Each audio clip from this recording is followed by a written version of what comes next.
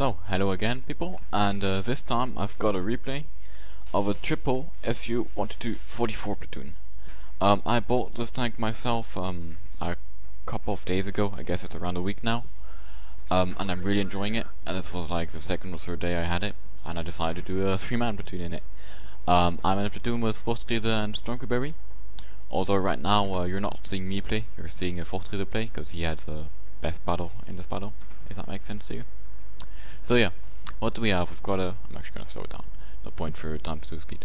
We've got a tier 8 battle on Prokhorovka. There is no arty, which is very noteworthy. So that's also the reason why we decide to go into the middle. Because we want to play aggressive, we don't want to camp all somewhere, because that... we believe that would minder the chances of win of our team. Which, although it's a 57%er, in a tier 8 game, we're not the very best tanks to carry, because all we can do is snipe, but then our penetration is lacking, or brawl, but then our view range is lacking. It's kind of a, you know, nothing's perfect situation. So yeah. Fortrize, oh, we noticed immediately, pretty fast, that nobody is on the hill of our team, like nobody. However, we've got 8 tanks here, isn't that great? So Forstrize and Stronkerberry decide to go to the hill. I myself am staying over there. Oh, actually it's me going back here, and then I decided I am actually going to stay in the middle too, and Stronkerberry was staying in the middle, comes there too. So go figure. Anyway, yeah. Forstrize decided to relocate, and I'm going to speed it up, because it's not the beginning of this game which is the most interesting, it's the end. I'm not going to spoil that part. I mean, it's not much of a spoiler, is it? Anyway, to talk about the teams. The problem is that our scouts are not the best ever, and one of our best players in the Cromwell, who could have been a scout basically on this map, died already. And they've got a very, very good Chaffee and a good WZ-131, which are both very potent scouts, and with no RT this game is probably going to be decided by view range, or spotting in general. And as you can see on the minimap, the Ferdinand just pinged it, our T-71 is in a very defensive position. So yeah, Forstrize came up here to defend in case they rush, but in the end our team actually decided to go to the hill.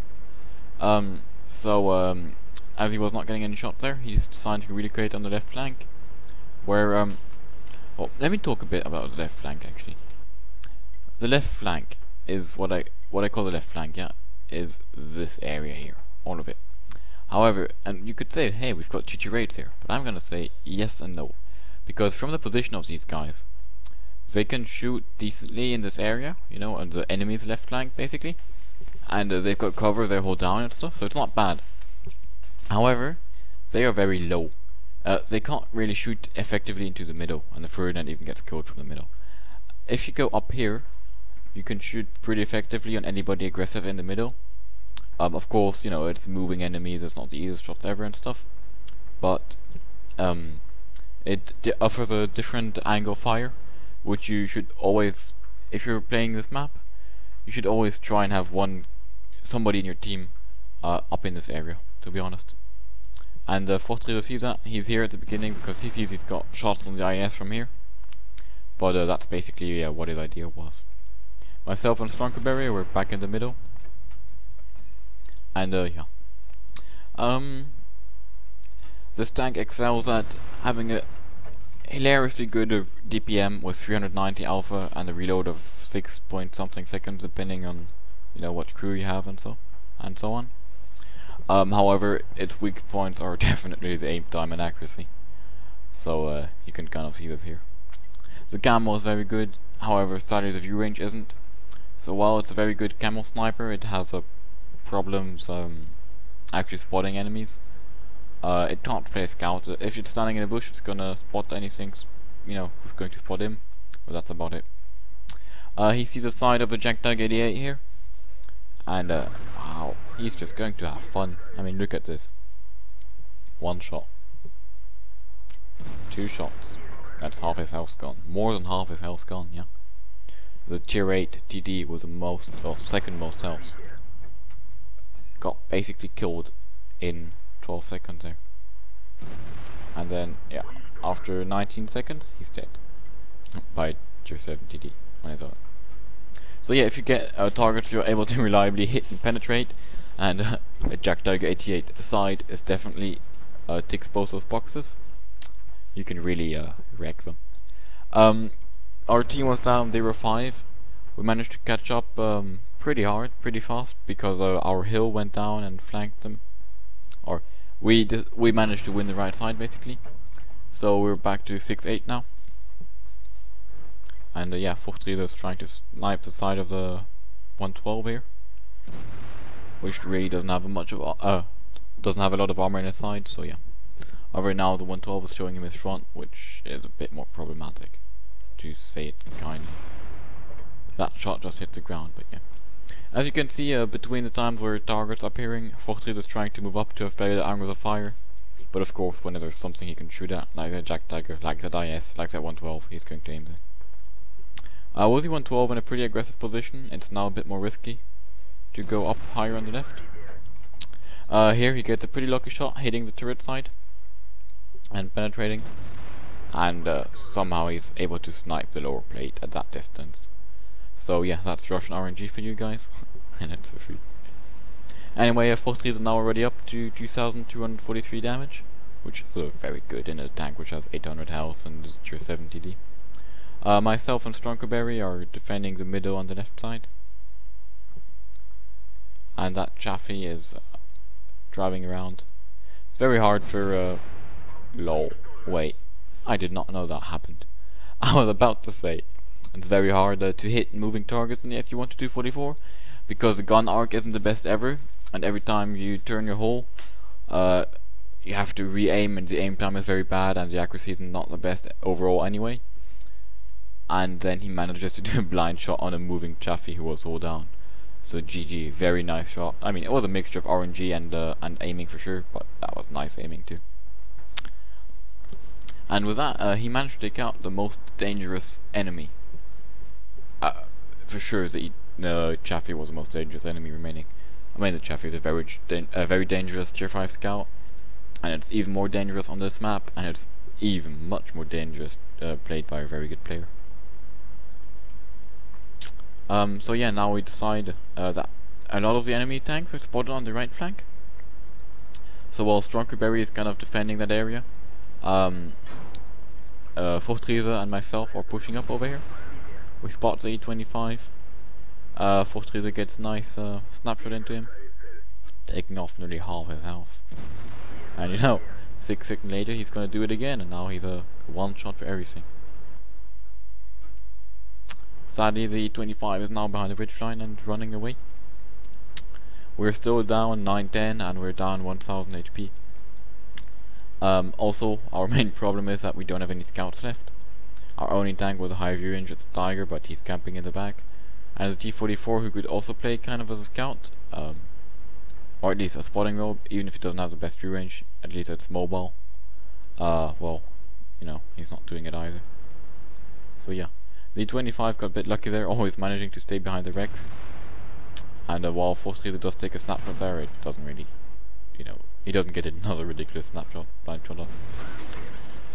Prokhorovka put one into the T-44, I put one into the T-44 from behind.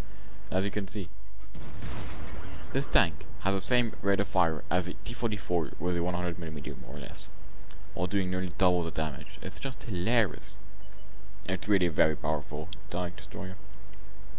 Because on top of that, the armor is at least decent. I would even rate it better than decent. I would rate it good. It could bounce like 150mm penetration guns kind of reliably. Now Stronkerberry or myself spotted the Jak Panzer, and he's taken down pretty quickly too. As soon as he's spotted, what is Prokhorovka doing? He's going back. Well, for one, because that gets him into cover, but for two, when he's going back, he is angled backwards, so his frontal armor is sloped upwards more, making it much harder to penetrate, because the armor depends a lot on the angle. And on top of that, he's angling it sideways, which allows it to be even harder to penetrate. So yeah, he takes a snapshot at the WZ, and you see him do the same thing again. Go back down the slope, angle, wait till he's unspotted, and go back up. During this time, I got killed by the WZ-131, Now the only tanks we have left alive are the Tiger II, who has still not proven himself the most useful ever, and Strunkerberry and Fortrieder. Fortrieder still being very high life. Fortrieder gets a very nice snapshot into the WZ on the way, and then managed to take him out, taking out the most dangerous enemy player left in the game, after it being the Chaffee before. You know, he was blue, he was a good player, he was on a very dangerous tank too, being a tier 7 scout on this map, in a tier 8 game. Strunkerberry is more or less dead. Well, he's a 2-shot, or 1-shot, depending on which enemy he meets, while Fortrieder has a decent amount of health left. There are 4 minutes left in this game. Fortrieder has already done a pretty epic 4,500 damage. Using camo, using bushes, just using the advantages of his tank. He tries to get to the Jack Panther, but he retreats behind the railway. And now Fortrieder is just waiting for those KV-1S to appear. And as you can see, well, there's two things you can see. For one, the KV-1S is stock, but for two, there was a bush between. He's keeping bushes between him and the KV-1S whenever he can. So he doesn't even get spotted when he shoots, which is very good play. Right here he gets spotted. It could have been by the KV-1S, but it could also have been by the E25. It's kind of hard to know. And the Jack Panther 4 is shooting through the railway at him, which is a pretty good move too. So yeah, Fortrieder is staying a bit back right now, wondering what to do, I guess.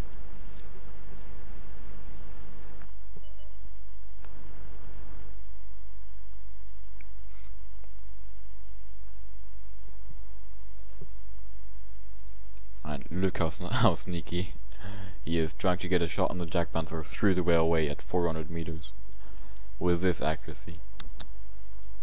But I mean, you know, it can hit, and if it hits, it's great. Now there are only 2 minutes really left in the game. Jack Panther 4 picks over the railway, but yeah, it goes back straight afterwards. And he was not spotted by the KV-1S, who's like just next to him. I just found that insane. It's a mixture of how the spotting mechanisms in general work and the camo of his tank. And yeah, he's not getting as lucky with his snapshots anymore, which would have really helped us win this game. Because although it looks decent, we have to attack, and we don't know what the E25 is. So KV-1S has a decent amount of health left. However, at last our Tiger II wakes up, and Strunkerberry takes out the E25 real quick. It was down there coming over the railway, if I remember correctly. So yeah, was the Tiger II going at the KV-1S, more or less? Going outside, oh my god. Strunkerberry is going after him. Not Strunkerberry, Fortrieder. While this is happening, sadly the Jack Panther 4 was able to take out Strunkerberry. So now there's 1 minute 26 left in the game. And the Tiger II is probably going to be too slow. Capping is not an option really. Well, we were talking about it, but we were not sure the Tiger II, as he was not the very best player, would actually go to cap. And on his own, Fortrieder would not have the time to cap. So he just decides, okay, fuck it, I'm not risking it with our Tiger II. I'm just going to hunt him down and hope I kill him. He has the advantage of armor, health, alpha, and DPM. Well, health not by much though. So he should win it, but it's not won yet either. Also, there are only 50 seconds left in the game. So yeah.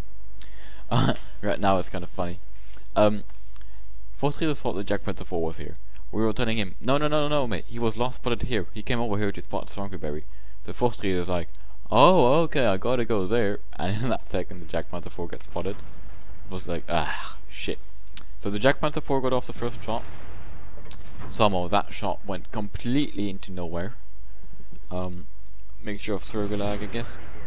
And now it's one shot against one shot. Fortrieder does the right thing. He angles, knowing the Jack Panther 4 will shoot first. The Jack Panther 4 only tracks him, and Fortrieder puts the final shot into him very beautifully. So let's have a look at the post-game stats of that rather epic game, which ended, I just want to say it once more, with 23 seconds left in it.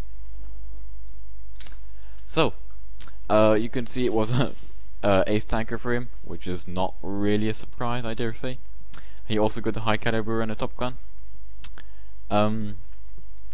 we sorted by XP, you can see that, yeah, Fortreza did nearly 5,300 damage and got 1,709 raw experience, which is just massive. I myself had a rather mediocre game. Damage wise, I'm completely unhappy with that, but I did manage to contain the enemies in the middle bit, and I got 2,200 spotting damage, which is decent. Fortreza himself getting around 600 of that. And Stronkerberry also had his part in the game, doing 1,300 damage and a bit of spotting, but mainly his what he did in the end was keep the right flank, or keep us from getting flanked around the right, which basically by blocking the Jack Panzer IV from coming over the railway, by keeping him spotted, by taking out the E25, all that good stuff. I was moving in the middle all the time. We were of course on TeamSpeak and we were talking a lot about how the fuck can we carry this game. And yeah, it ended up pretty much, I'm not gonna deny it at all, but being a carrier, Fortreza kind of helped by his platoon members. Our team really was not the best ever. I don't, want to insult anybody, but that Tiger 2 was alive for 14 minutes as a tier 8 in a tier 8 game with no RT and did 580 damage. Anyway, Fortreza got net 100, not net, brute 125,000 credits, and this is not a tier 8 premium, it's a tier 7 premium, which really don't have the same kind of credit revenue, so this number is just pretty insane. As he ran out of AP shells, he ended up paying 70,000 on the ammunition, but he still got 46,000 net credits, which is more than decent for sure. And yeah, with a ×2 and a little payout, which might have been an event or a stronghold thingy, he ended up getting a total of only 6,000 XP, which once again is basically insane. I hope you guys enjoyed this video. If you want to know more about this tank, tell me. I would like to do a review on it if you guys want to see it, or if you guys want to do me to do a review on any other tank, yeah, the KB5 for example, or any of the other tanks I own or might want to own in the near future. Just tell me in the comments if you want a review or just maybe a single battle. One review I am probably going to do as soon as I get around it is a T62A, especially compared to the Object 140. So be ready for that to pop up pretty soon, which leaves me a lot of vague time to do it. I hope you guys enjoyed this video. Please tell me in the comments, as always, how the quality is, if I could improve upon that, and mainly what you guys want to see. If you want to see this kind of carry, if you want to see solo carries, if you want to see platoon games more, if you want to see map tactics, if you want to see specific tanks, or even specific situations, if you guys want to see how do I win, or how do I win time for my team when I'm outnumbered on my flank, or how do I even fight when I'm outnumbered on my flank or on the whole of the map, how do I read the map, all that stuff. This was the first replay on my channel which was not coming from me, so I hope you enjoyed that too. It's not going to be the last one for sure. I'm not saying that I take all the replays, but a lot of my Twitch viewers, who have been growing too, so thanks a lot for that guys, have been sending me replays, and I will have a look into all of them normally in ×2 or ×4 speed, and if I see that any of them are really great, just they're probably going to pop up on YouTube. So if you guys have a really epic replay where you really show your skill, you can just send me a link to a what replays replay in the comments, and I will have a look at it too, very probably. So I hope you guys enjoyed this video once more, and see you next time with the next one.